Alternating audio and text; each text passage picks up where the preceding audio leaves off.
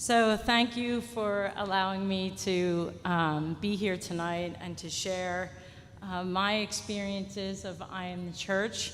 I have to admit, when Eddie first sent the theme and then I saw the heavy hitters here talking tonight, I was like, what am I going to say? But I'm really grateful because, Eddie, you made me think. I had to sit down and think about this theme and really what it means when you are someone who is an educator in a school. So I'm going to take that direction because that's my comfort zone. Growing up, I was a lucky kid. Sunday was an event. We went to 9 a.m. Mass every single Sunday, and our entire family, all my cousins, aunts, and uncles, and my dad was one of 11, drove to my grandmother's house and had a big breakfast. Sunday was an event. I always had signs all the time in my life to remind me about church, about being church. Sometimes I listened to those signs, sometimes not so much. But I can honestly say that one of my first memories was when I was in high school. I was starting to ebb and flow, as I like to say it, in my Catholic faith. I was starting to question all those years of Catholic education, and I was really questioning why I was going to church on Sunday at 9 a.m. every Sunday. And then I had something tragic happen. I had someone really important to me commit suicide, and I was young. I was 16, and I had nowhere to go. Because back then, in the 80s, so now I'm giving away my age, there really were no resources. All we had, or all I had, was church. That was it. And so I was lucky again, because at my high school, there was a priest, Father Collins, who really looked out for me. And I was struggling. It was a tough time for me. He was really tough on me, but he was always kind. He was funny. And he was always talking to me about my faith. And to the point where it was getting on my nerves. Because he kept saying, have you talked to God today? Did you talk to God today? Did you have that moment?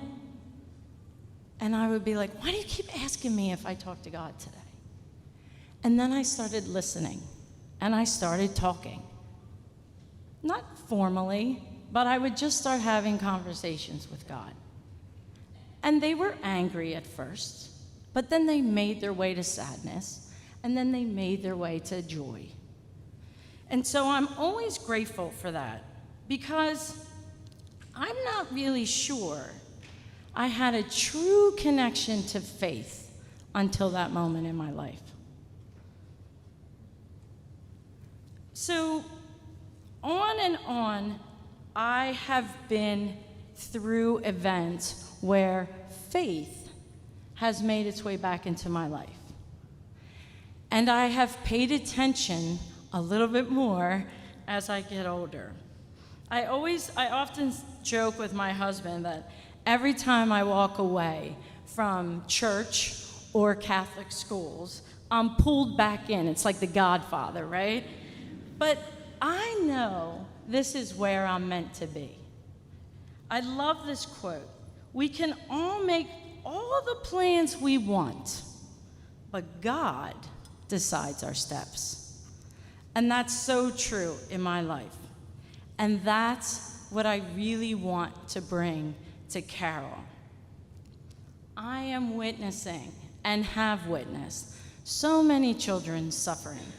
We actually had a faculty meeting today, and someone brought up all the pain right now with our students. It's really overwhelming if you think about it. And yet, so many of these students don't go to church. They don't have that event. And so it is really important that we find ways to connect young people to faith. Because I wonder, how does their life change without faith? How do you really have faith without church? And how do you survive and thrive in this world without faith? How are they going to do it?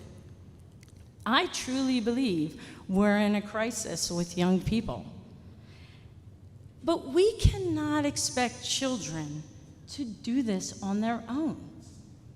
And so we, at Carroll and many, many other Catholic schools, must be that connection, that bridge to faith. It's up to us. And so I start by talking to kids about talking to God. They don't know how to do that.